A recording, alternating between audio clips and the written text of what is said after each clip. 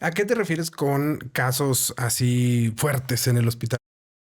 O sea, ¿cuál era la Pues diferencia con otros? quemados, ¿no? Por Ok. ejemplo, pacientes quemados, traumas, también feos, o también eso fue es muy relativo, porque para mí feo es ver a una persona joven, ¿no? De Claro. 20 años que está cuadripléjico por una caída, entonces a eso me refiero a casos feos. Sí, tienes razón. Para mí, yo estuve en uno de los hospitales del departamento, en otro que también recibía trauma. Yo estuve ahí un tiempo.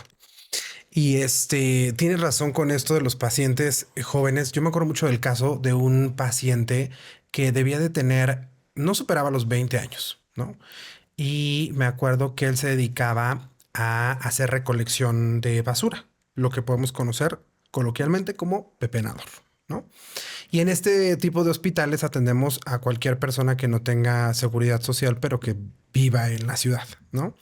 Y entonces me acuerdo que él con su compadre pues se dedicaban a esto como a recolectar y separar basura. No existía en la Ciudad de México esta separación que tenemos ahora de orgánico, inorgánico y papel y PET y ese tipo de cosas. Y eso lo hacían ellos y aparte pues veían si había algunas cosas como para vender, algo que pudieran acomodar. Y no recuerdo si era un cohete, un fuego pirotécnico, pero se incendió la basura que ellos estaban, el contenedor o la parte donde ellos estaban trabajando, se incendió y se quemaron pues, prácticamente todo el cuerpo. Entonces ellos llegaron a urgencias. A mí me tocó, ya no, a mí no me tocó atenderlos en urgencias, me tocó atenderlos en el área de quemados.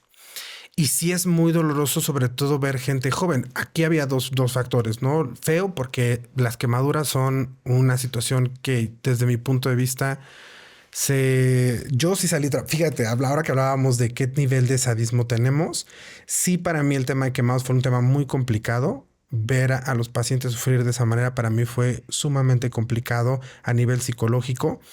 Pero eso le sumas pues la juventud, ¿no? O sea que sí veías a alguien que más o menos era como de mi edad, de hecho era todavía un poco más grande que yo, pero era alguien más o menos de mi edad y verlo en esas circunstancias, pero aparte todo el contexto que había alrededor en su vida, ¿no? Porque no solamente era eso, era que no se contaba con el material para poder atenderlo, pero la familia tampoco tenía para poder comprar el material, pero aparte él ya tenía hijos, entonces era proveedor de una familia, como todo lo que hay alrededor, pues eso es sumamente fuerte y difícil. Yo me acuerdo mucho de ese caso que para mí sí fue complicado y sí entiendo cuando te refieres a este tipo de casos difíciles y rudos, ¿no? Que pueden ser los pacientes de la terapia intensiva o de trauma o de emergencias. Pues realmente de donde sea, porque también en hospitalización ves muchas situaciones muy complejas, sobre todo por las condiciones de las personas que requieren los servicios en este tipo de hospitales.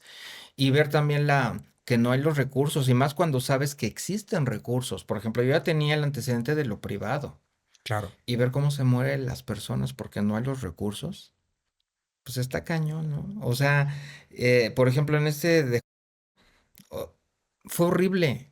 Imagínate, un día llego a la medicina interna y estaba lleno de diabéticos, ¿no? Y de repente había insulina, pero no había jeringas de Ut. insulina.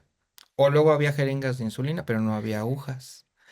Entonces podías ver cómo la gente se moría así. Y yo no pude con eso. No, qué fuerte. No pude. Entonces ahí sí yo dije, yo no quiero esto y te digo que me sentí muy frustrado, muy enojado, también conmigo porque no podía yo hacer nada. Y y fue por lo que ya no decidí estar en ese tipo de ambientes laborales. No, sí está muy fuerte. Entiendo que son otros tiempos, digo, no sé cómo esté ahorita, ¿no? Pero también entiendo que eran otros tiempos, otras administraciones. Ojalá haya cambiado, aunque sea poquito.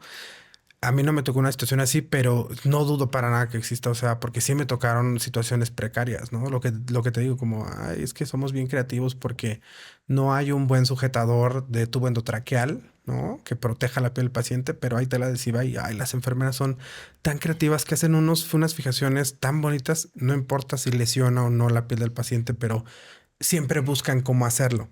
Y eso creo que nos ha llevado eh, eh, a exaltar ciertas habilidades de las enfermeras y que los administradores de los recursos digan, ay, al cabo ellos saben cómo hacerlo. Pero mira, es que eso también tiene que ver mucho por la sociología de la profesión. Entonces, así pasa. Cuando yo hice mi examen de especialista de posgrado, lo hice en el hospital. Entonces fue teórico práctico. No sabía en la que me metía, pero yo me sentía mucho chocuerero y dije, pues yo de aquí soy, lo quiero teórico práctico, que me pregunten. Ya tenía yo mi experiencia en cuidados intensivos. Dije, ¿qué me van a... Me A van a ver, enseñar. pregúntame. Y resulta que el primer choque ahí, hablando un poco de lo que tú estás comentando, es que me piden, ok, aquí está una persona, un paciente neurológico en la terapia de neuro, tacatá, y vas a hacer la valoración. Y le digo, ok. Le digo, necesito un camillero, ¿a quién se lo...?